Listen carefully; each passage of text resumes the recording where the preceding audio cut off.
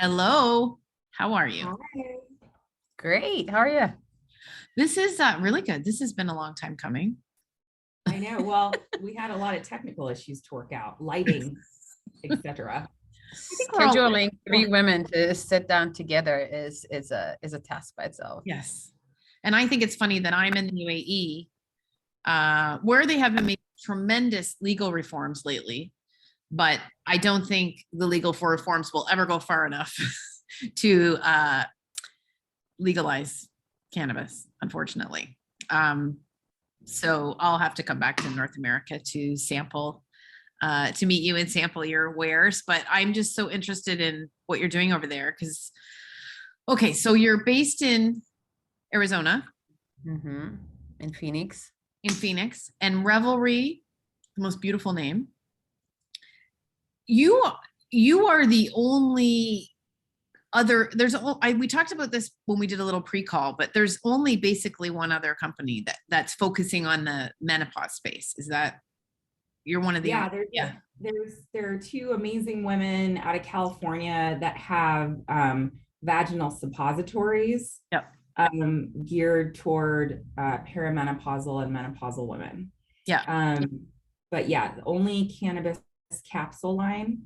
And it might help. Do you think it would help if we described to your listeners what this is? Yes. Like what cannabis in a capsule is? Lilach, would you like to do that one? Yeah. Sure. So, and I think that we are the only one that offers kind of a menopause, it's not a treatment, but relief for menopause with cannabis throughout the day. So we have a morning capsule that has equal parts of different cannabinoids to help alleviate some of the symptoms, but not get you high because we are all functioning adults at this point.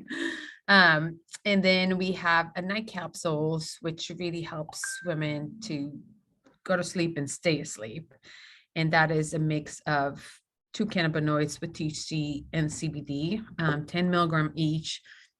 But it's all about helping you go to sleep. So very relaxing and stay asleep, but not overwhelming high, which I think a lot of women is that what they're trying to find. And of course, our CBD lubricant, which has a mix of peppermint, which is fantastic. It's surprising at the beginning. Like you're used to be, it's like, it's usually like warm feeling, and this has a little cooling effect. And it's kind of like, it's really good. Interesting. It's got vanilla and cinnamon in it. Yeah. But it helps with the blood flow because that is what peppermint does. Yeah. So it's wonderful. Yeah. I recommend. So the morning ones, how do you provide that without getting high? How does that work? The morning capsule, yes, it has 2.5 milligrams of THC, which is such microdose that you really don't feel anything. When women take it and we ask them to describe it, it just says it's really just helps you what we call tolerate people better. So you don't really, you feel a little more relaxed, but you're not feeling any high or any other effects. Yeah, one woman who tested it for us said it felt like somebody put rose-colored glasses on her. It just made the day a little bit easier.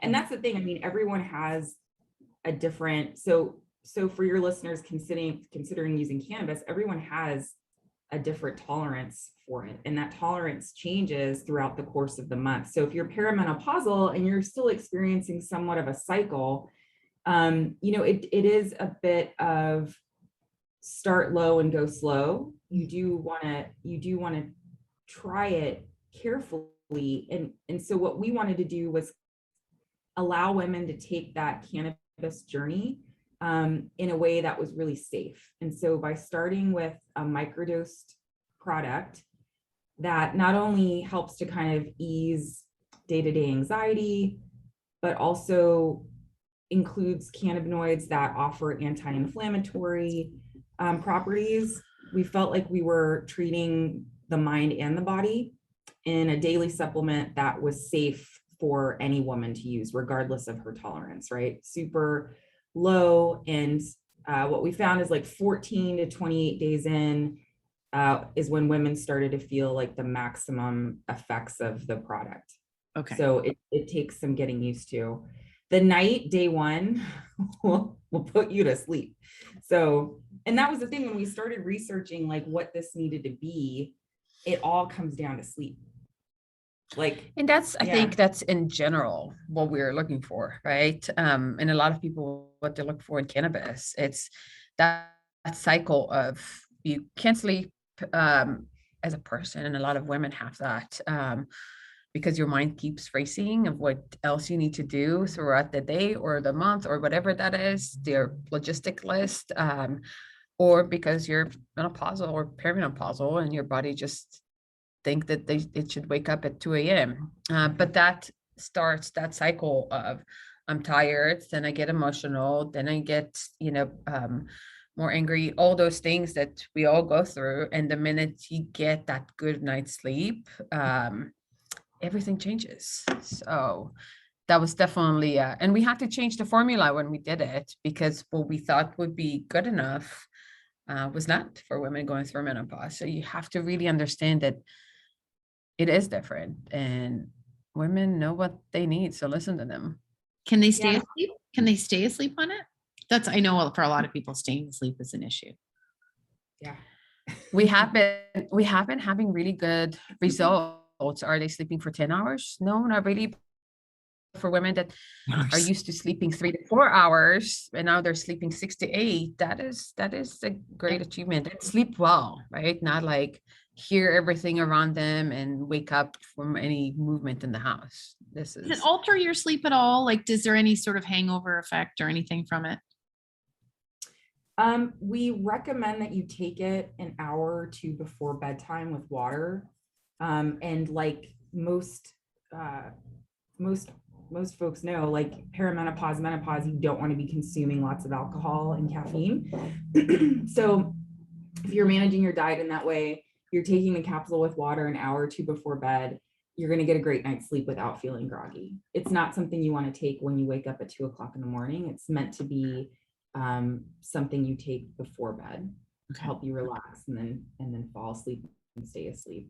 I think what I love the most is a lot of women, by the time they get to cannabis, unfortunately, just because the stigma around it and the legalities of how it's treated in the United States, by the time they get to cannabis, it's because they're desperate. That's so true. They've tried everything, like that, the Costco size bottle of whatever supplement just was not doing it for them. And, they heard that a friend of a friend or their father-in-law once said this, or, like some random story about cannabis.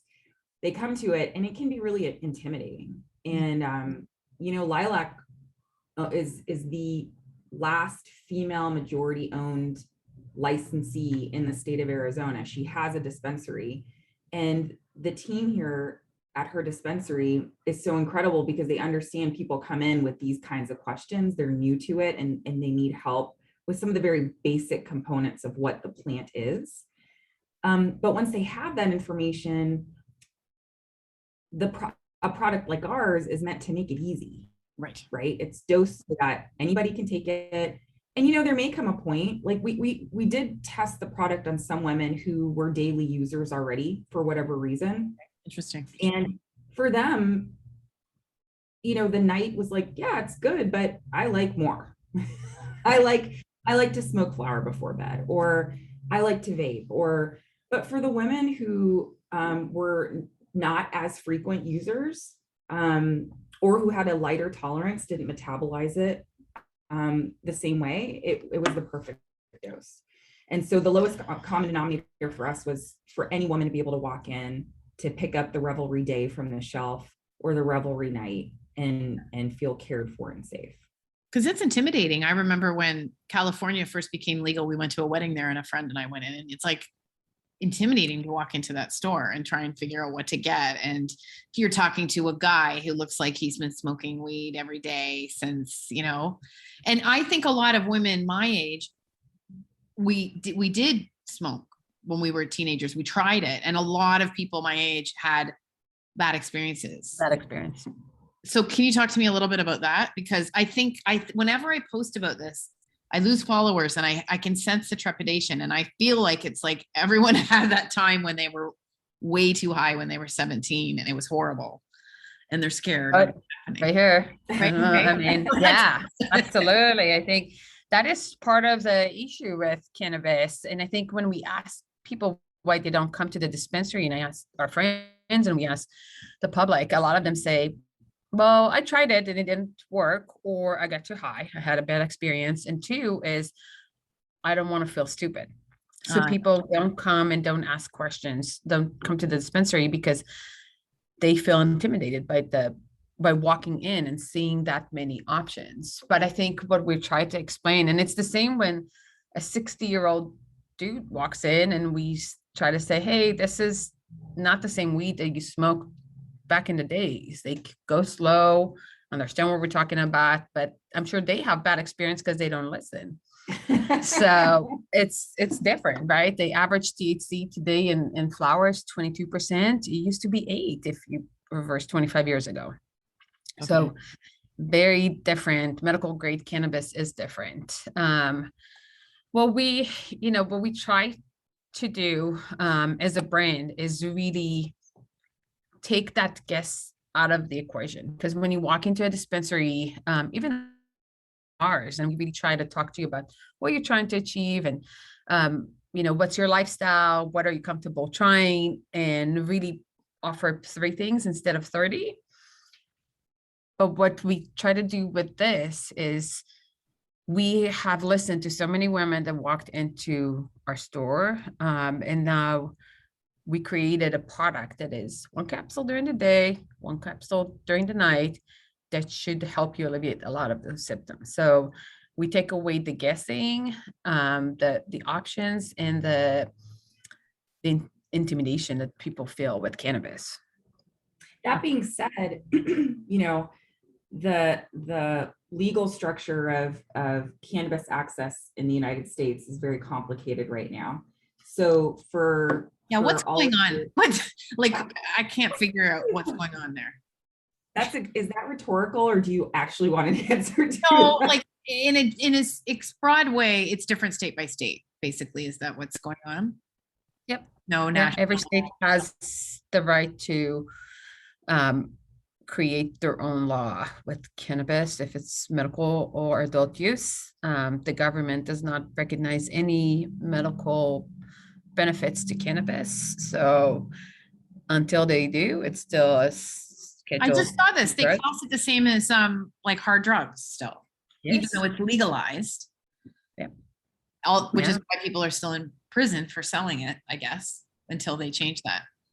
Right. So the good thing about adult use states, for example, Arizona voted last year, and in January it started. So people with nonviolence offense of marijuana will be expunged and they're being released. So at least there is, there is a good movement there, but it will take a few years until that can change. But what an interesting, I just think it's so interesting that you're in a business situation where the federal government is saying it's illegal, and the various states are saying it's not illegal. It's so interesting. I just can't even wrap my head around it. No one can. It's a mess. Yeah. I mean, it's a mess. I mean, so among all of the wonderful things we can talk about is being a woman running a business. Yeah. Lilach is running this business at the dispensary. We cannot take credit cards. Okay. I mean, debit. Can you take debit? Is that the same thing? Barely. We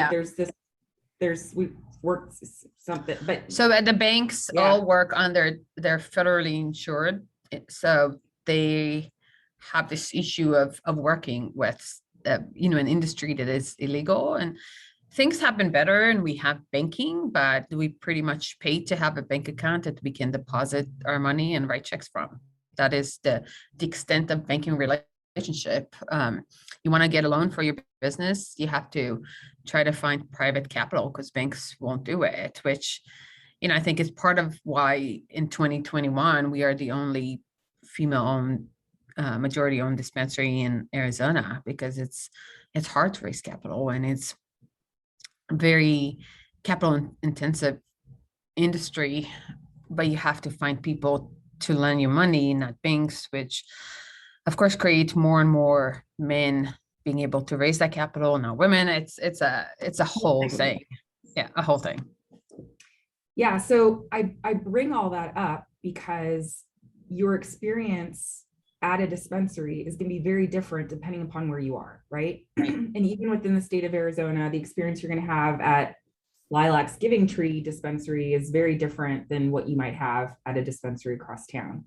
And so just like it's important for women to advocate for themselves when they go to the doctor, when they're talking to their pharmacist, when they're talking to any sort of health provider, providing any sort of service to them, you should advocate for yourself. You should feel like, okay, this is my health. I'm going to walk into this dispensary. I'm going to ask the questions. I'm going to advocate for myself. And if at any point you feel uncomfortable, you find a dispensary that works for you, that's going to be patient, that's going to answer those questions and not make you feel stupid. Yeah. We have to have a voice in everything we do, including treating ourselves with this incredible plant. I feel like it's a little bit like if you went into a sex shop. Because when you go into a sex shop and they're just very, I don't know if you know, but I have been when I go home, and you just think, oh my God, everyone in here is just so normal and great, and they're making me feel great. It should feel like that. If you go into a dispensary and you don't feel like that, you should go find another dispensary. Absolutely. That's a really good analogy. Yeah, absolutely. And one of the things that we did when we designed the store is the whole front is windows. It's a busy corner, so it's not some alley, and you can drive by it and look inside, so it's not that scary door of what's behind it feeling, which women have talked about that they kind of fear.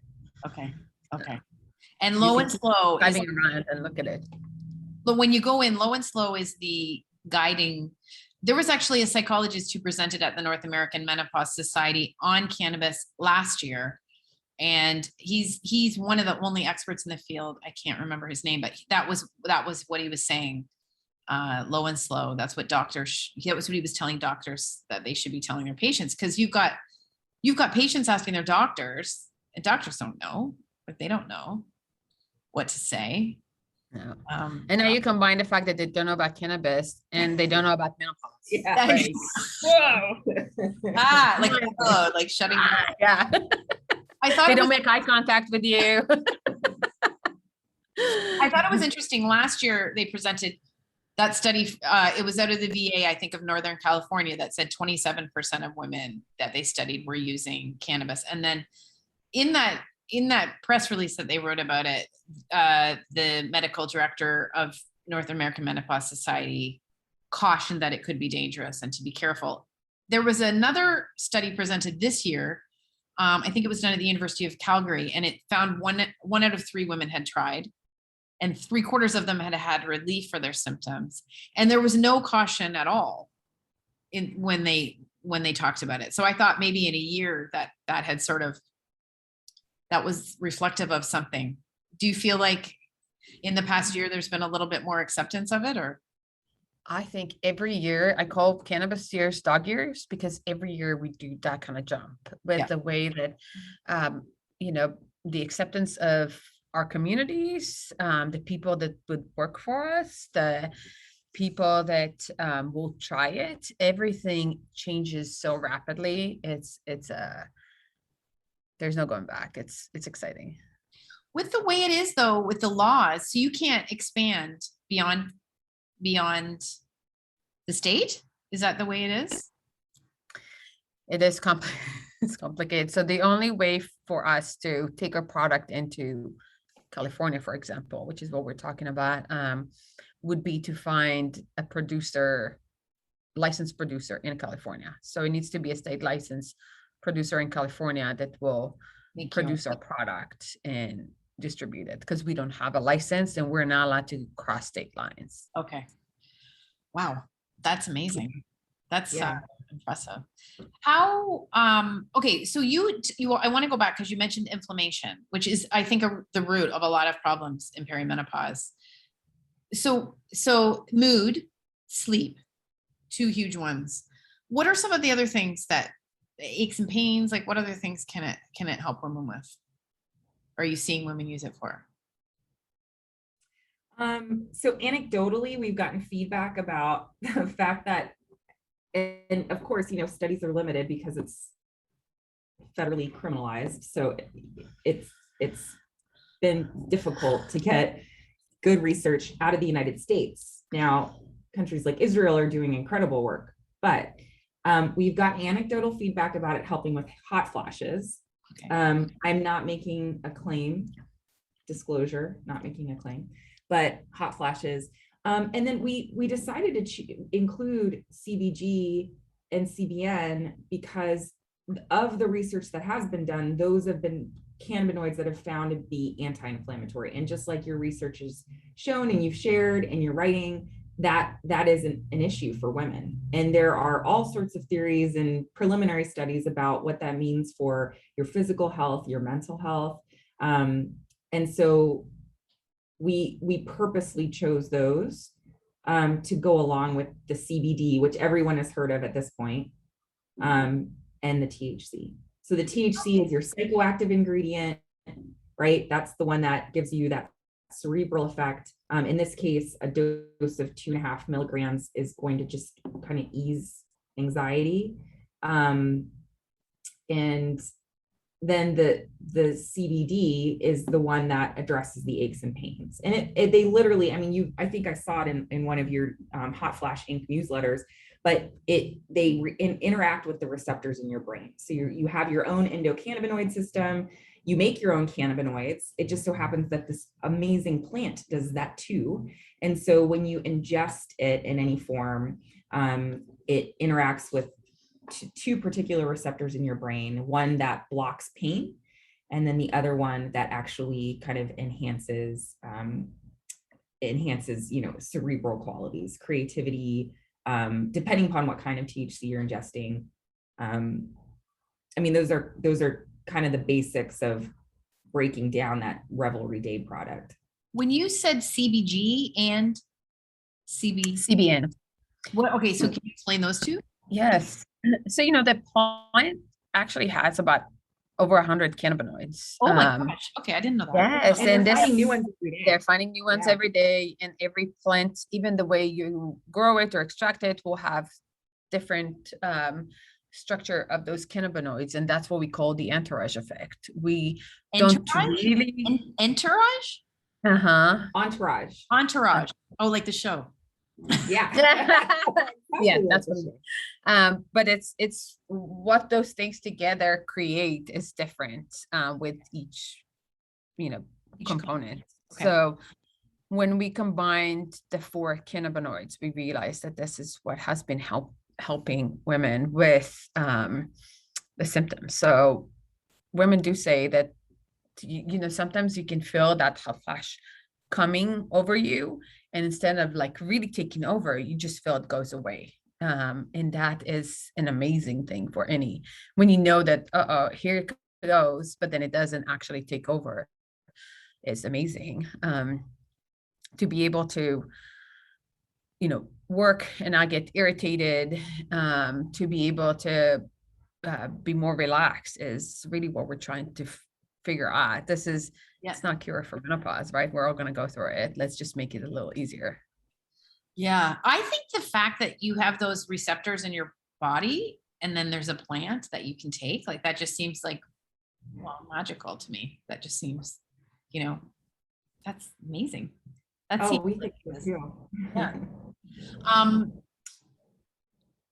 Now there is, and I'm not in North America, but I'm sensing a backlash to cannabis, right? Like I'm seeing headlines coming through my newsletters of people who are having episodes.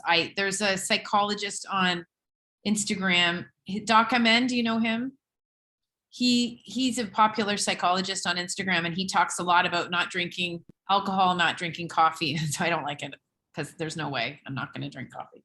And I dislike anyone. But and he talks about cannabis, and he says it affects your brain, it can damage your brain. Don't use it.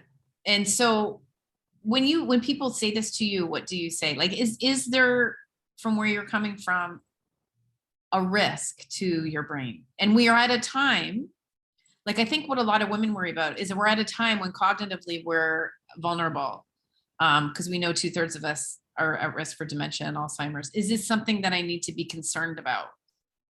Do you think? Like, how do you address that? So I mean, first of all, it's important to say we're not physicians or researchers, and research is coming out. There's few things that are important to mention. Cannabis have been used for thousands of years. People have been using it for different medical conditions for thousands of years. It is important to remember that in today's world, it is actually the safest it's gonna be when you use it, because it is all tested. So you know what you're getting. So you know there's no, as long as you buy from a legal source that is actually monitored by the state or your country, it is tested that there's no pesticides and there's no mold and there's no any harmful things in your product, and that the dose, which we talked about the bad experience, how many of us got a brownie back in college and one person didn't feel anything and one person got all the weed in it and did not have a good night. That is what we are eliminating with having a regulated industry. We also say 100% do not use cannabis before you're 21. So the brain is still developing until you're 21. And just like I don't want my kids to use cannabis or alcohol, coffee until their brains is fully developed, it's the same with cannabis. So don't use it until you're an adult. But after that, there's as long as you're using regulated cannabis, you should be just fine. Yeah, just be aware of what you're putting in your body. I mean, I'll be honest, like in the past, when I was written prescriptions for certain things, I don't know that I would go home and research those prescriptions before I took them. I would walk in from the doctor's office and go, oh, I got this prescription, I'm going to start taking it, and never give it a second thought. I think we all have to be, especially during perimenopause and menopause, more mindful of what we're putting in our bodies, no matter where it's coming from. And to Lilach's point, here in Arizona, it's heavily regulated. There's a batch number to every product you buy, so that you can actually literally look at where it was grown, when it was harvested, how it was tested. As far as it damaging the brain, I mean, I don't think I've ever seen research to indicate that it damages the brain. So I would have to ask the good doctor to provide that. Yeah. And frankly, I mean, if you go into a liquor store and buy 20 bottles of Everclear and drink that in one night, you're not going to be doing so well. Oh my gosh, let's talk about alcohol. Yeah, I think there have been studies that have shown that you can't overdose on THC even if you tried. It's interesting, because I talked to, like, we're at that age, and our women, our friends are women our age, right? And you're talking about 45 to 55, and so many women talk about how it is so hard to juggle life, and they come home and they're tired, and they you opened a bottle of wine to be able to just relax or tolerate your kids, or work after the kids go to sleep, whatever it is, it becomes part of life. And then you say, hey, why don't you try this capsule that has, is not going to damage your liver. Has 3 calories. There's no sugar in it, and see if that helps you. And I say, like, all the moms in my neighborhood are now doing those capsules, because it is so much better for you, and you don't feel groggy next morning, and you're sharp and you can still function, but it really helps you do things better. So we were trained that this is, you try cannabis and the next thing you're running around the streets with a needle in your arm, but it's a gateway drug. Showing the exact opposite. I remember it's a gateway drug too. Yeah.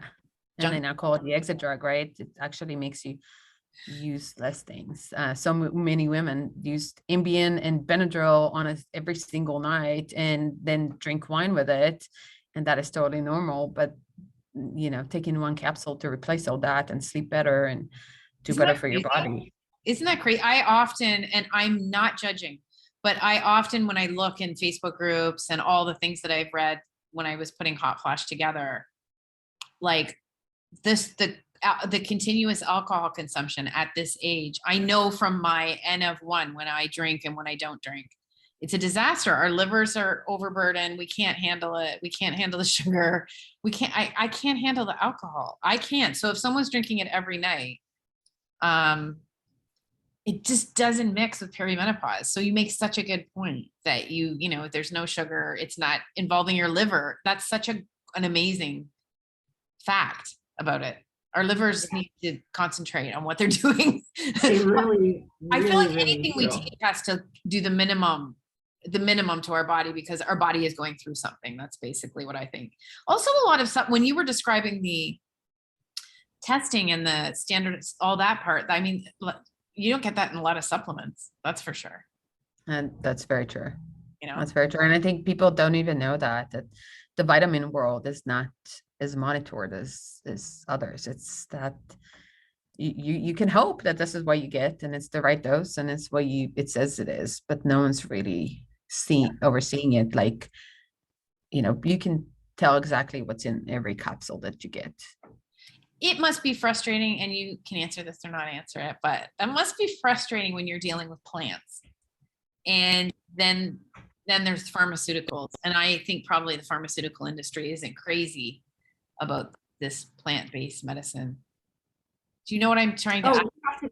You have to believe that all of these major pharmaceutical companies have action plans in place for the minute this becomes like federally decriminalized or rescheduled, that they all have plans Absolutely. for how to adopt and I mean it's just interesting. So I'm very new to the industry. Lilach is a veteran. Like, she was talking about cannabis years being dog years. Yeah. So she's been in it for 70 years. but just coming in and kind of learning about the industry, it's incredible like what other industries and other companies are already making moves to establish themselves for when this happens in the next 5 to 7 years, right? I mean, distribution companies that distribute alcohol today are aligning themselves with cannabis companies so that they can be prepared to distribute cannabis. Pharmaceutical companies are definitely prepared to step in. And, the more the freaking merrier. I mean, this is a plant that's been around for tens of thousands of years. We've been using it for thousands of years in all sorts of ways.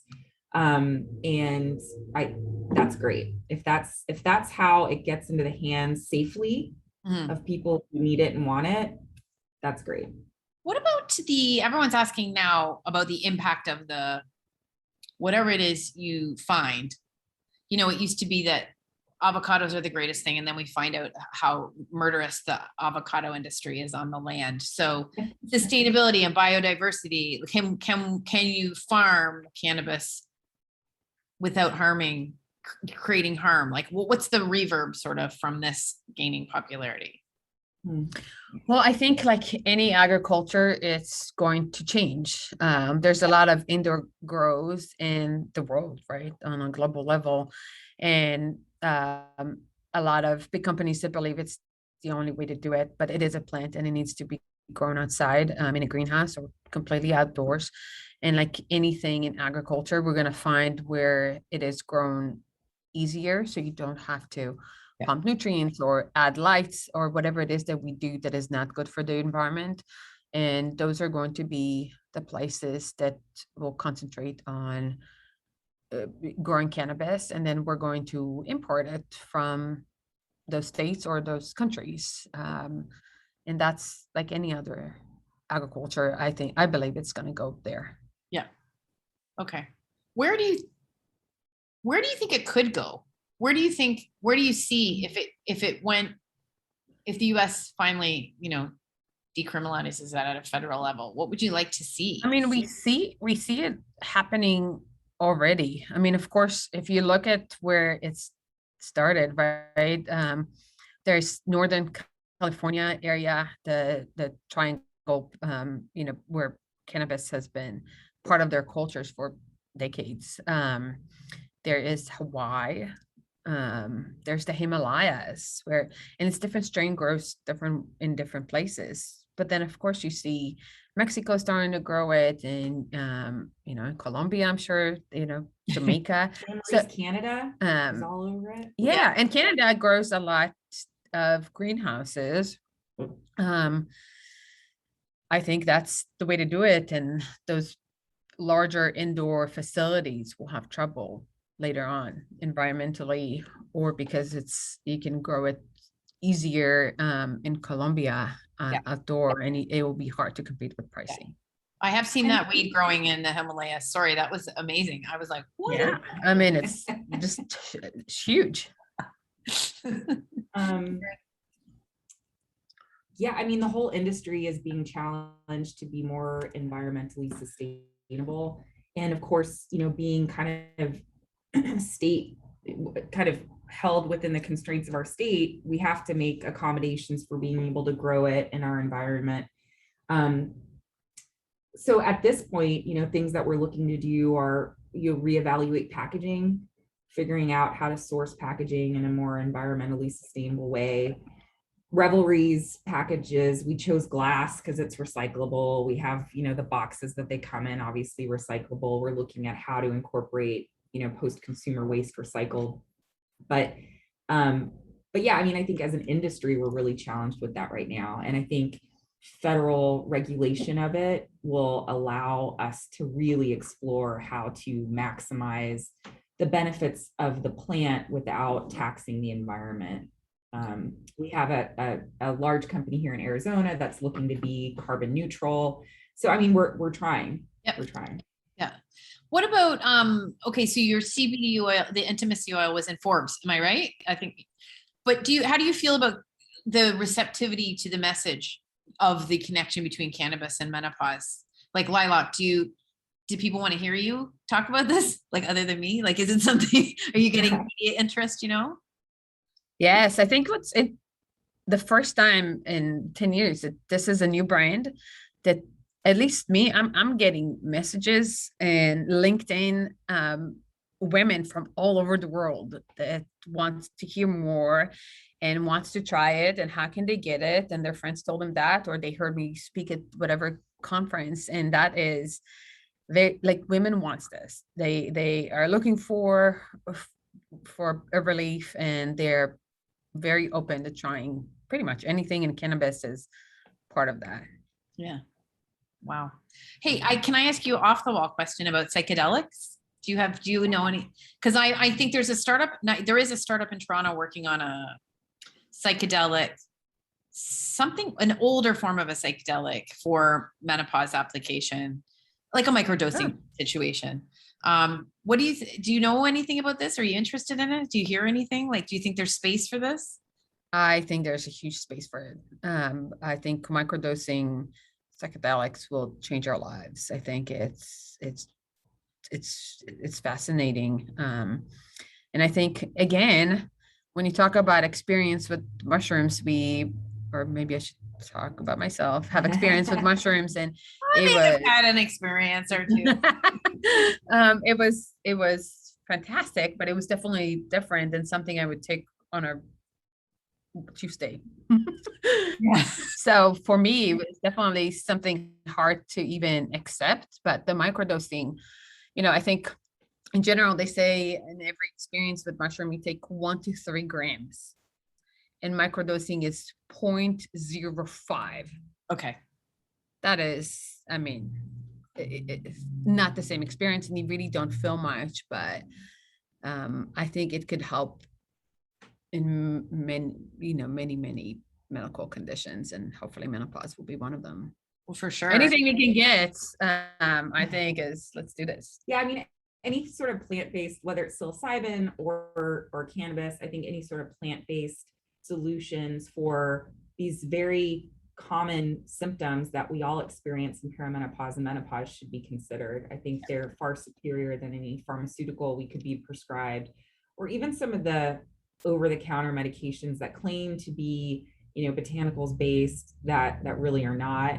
I really am excited about plants becoming more of a solution for all of our health concerns, right? Beyond perimenopause and menopause, just how we start to address our health. Yeah.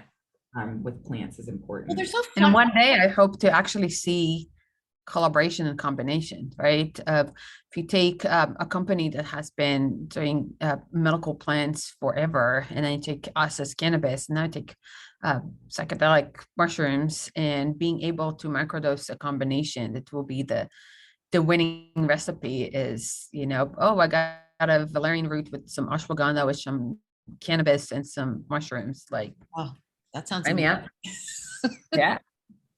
Well, it's just like I was starting to say, it's just for me on my symptoms, it's just a roller coaster. I just never know. I'd had hot flashes a couple of weeks ago, and then now I'm having some trouble sleeping. No anxiety, but I think it'll come back. So it's such a flexible solution, right? Like you can even now you can tweak it a little bit, but it seems like in the future you're going to be able to tweak it a lot. There's going to be like concierges, right, who are able to guide you in all this.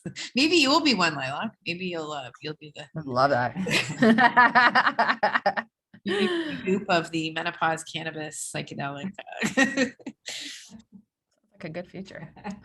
Yeah, looks good. Well, listen, I can't thank you enough. Is there anything else you'd like to say that I haven't asked you? I'm sure I'm going to want to talk to you about this again, because it's a developing, in another dog years, another year, we can talk about it again. Yeah. So often when you do these cannabis talks, do you get women ask you any questions that we should answer, or It's not do you just talk. get unfollow? It's when I write about it on social media, or I write about it in my newsletter, I always get people who leave, like just not that many, but it's notable. Yeah. And I feel like either it's like sort of maybe some square Susans from like high school, that are just like, or there's something triggering about it. There's something, or it's just still illegal to them. So I don't know I can't get at what the exact problem is, but I do know one time when I wrote about Hello Again on Instagram, a woman said, oh, I wouldn't want to put anything. It was just funny because she said, I wouldn't want to put anything like that up my. And I was like, okay. Yeah, we whatever. got that a lot. That's why we went the capsule route. I don't think people realize it's not that much different, really. Like, well, it is, but you know what I mean? It's not like, obviously it is. You know what I mean? No, I mean, it's you know what I mean? But the gift suppositories are a way of administering drugs, right? Like, right. Yeah, that's what I'm trying to say. Yeah, it's different, obviously. Yeah, but I mean, it still is effective. So right. But you did get that. You did get that people weren't into the suppository route. No, I mean cannabis already has its own limitation of how to reach, different people. And now you add the fact that it is a suppository, it's going to be harder for you to not convince, but encourage people to use it, because you have to go through so many. Right. Yeah. I guess for some of those symptoms, those localized vagina symptoms, right? That are so many people have, that would be an effective way to address that. We have many women buying suppositories now in their 25, because once a month their pains are just so annoying that they use suppositories. It's not just for menopause. This is a great way to relieve a lot of the symptoms that women go throughout the years. So yeah. Well, is it ever fun to talk to women about this? Because I feel like I've only ever talked to dudes, and there's no, it's nice to not have anything mansplained. I love talking to people about this, in part because it is, for some people, it still has such a stigma, and maybe that's why you see kind of that social media mini exodus every now and then when you talk about it. I think it's just important to remind people it is a plant, and it has a long history with a long history of treating humans. Like we're not experimenting. People have done it for thousands of years. And if anything, now you're getting a far superior product that's tested and regulated and safe to use. And so I would say just to educate yourself about it, to find a dispensary that you trust, and to ask questions. I think that's what's important. Where can people find you? Where can people find more about you guys? Well, our website is revelrycannabis.com. We're also on Instagram as Revelry Can. And then Lilach is on Instagram as well. She's got you need to have her back, Anne Marie, because she's got an incredible story too that I think you'd love to hear. Come on. Yeah. I get into it. I just had so many questions about cannabis. How long's your story? I don't want you to rush it. Oh yeah, don't make her rush it. It's a good story. Talk about it next time. You're coming back. I know that I'm going to want to talk to you because you're so learned in this sphere. And as we go, I think you'll be like a guide for hot flashing. So you would love it. She can be your person. And then Anne-Marie, I just want to audition to be kind of like the color commentary, or like the MC in the background. When you say something, I'm like, yeah, Anne-Marie, yeah. Just meet my ridiculousness? You mean like just my general? No, I love it. I love what you're doing for women. Yes. I think it's so important for us to talk about perimenopause, menopause, and then all the things that come along with this life stage, right? Like in the United States, the average woman hits menopause at 51, right? But you know, and your listeners know that there's a lot going on in the 10 years before it and in the years after. And I think the more we can talk to each other, not just about like the physical effects of perimenopause and menopause, but kind of what happens psychologically during that phase and how we feel challenged. I mean, one of the reasons we decided to call it Revelry is because we felt like menopause shouldn't be a distraction from the life that you've built. It should be a celebration of all you've accomplished, all that's yet to come. And so Revelry seemed like the perfect name. Beautiful. So, yeah. So that's what we wanted for women. That's what we want for ourselves, whether you've been a caretaker, whether you've built a career, whether you're exploring a second career. We want women to feel empowered to do that and know that they've got a brand that's there to support them in that. And I think this is why we went for a tone that is very open and honest and not frou-frou and flowers. Like we're women and we don't need, let's just talk it real, like girlfriends talk to each other instead of what some guy thinks that we want to hear. And this is why I love what you do. Very real and honest. And I love that. Well, it's a huge transition. I think the reason I got into it is I just felt that the actual transition, which I think is almost like the hero's journey that you see in movies and books and films, is this thing where we're challenged and we have dark nights of the soul and then we rise and we come through a fire. Like I do think that that's part of it. It's happened to me. And I think if you don't acknowledge that part of it, I think it's important to acknowledge it. And I think some plants can help. Well said.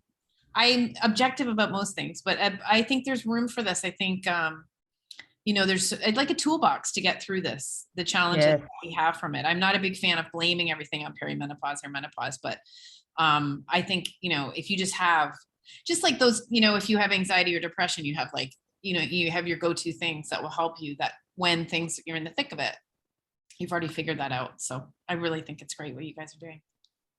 Thank you. I think it's great what you're doing. So thanks for having us on. Thank you. Well, we'll stay in touch. And I'm so glad you guys reached out because I'm fans now. Oh, thanks. Likewise. Yes. I wish I could have some samples, but I can't. So no one ever jokes about that, I bet. No one does. But if you were in Arizona, don't doubt you would have samples. What is the CBD rules? That's amazing. They just external use, they can have it here now. You can't take it internally, but there was an Emirati guy who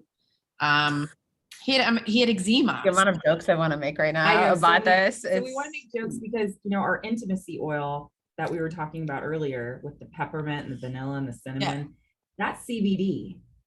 So we can ship it And across. you could use it externally, but No, it might. it's a sexual thing, right? Because you can't have any, you know, they don't sell any sexual things here. Well, this is not true. They have like condoms and lube in the Yeah, it's a lube. gross Done. kind. In the gas station. There's condoms and lube Oh. everywhere here, which is kind of The weird. gas station. That's one of the first things I noticed. I'm like, is there lube behind at the gas station for my gas? That's weird, right? You wouldn't have that. Wow. That is weird. Not sure that's where I'm buying my lube. Yeah, I know condoms. You might have them in the gas station or anyway. Yeah, sure. But aside from that, which is like, I don't know, I guess it's for marriage or something. They don't have any, there's no vibrators, no sex toys. There's no sort of like market for that stuff. I think there will be eventually. Because we're human. Yeah. So, yeah. Oh, and I mean, it's all going on. It's just, they've had tremendous legal reforms. Like I said, cannabis is like probably the last thing that I would like to see happen, but it won't. Like they just made it so that you can be single and pregnant. That used to be the thing you would get in a lot of trouble for here. Oh. Yeah, like, and I was laughing because I'm 50. I'm like, oh great, that's amazing. The thing that scared me for the entire time I lived here, which is like, Finally, not Anne-Marie, you can finally be single and pregnant. Pregnant. so excited. 51. I'm gonna go. Go grab some lube from the gas station. Anyway, this may not be your market. Yeah. I've got to go. Anyway, this may not be your market, but I will keep you posted. I'll keep you posted on that. All right. Because I've got lots of contacts. That would be amazing. Okay, I'll let you know when this is coming out. I haven't decided yet, but I want to have it fairly soon because it's cutting edge. Well, cool. Awesome, We fun. appreciate it. Yeah. Thank you so much. Have a great Thank you. We'll talk soon. Bye. Mwah. Mwah.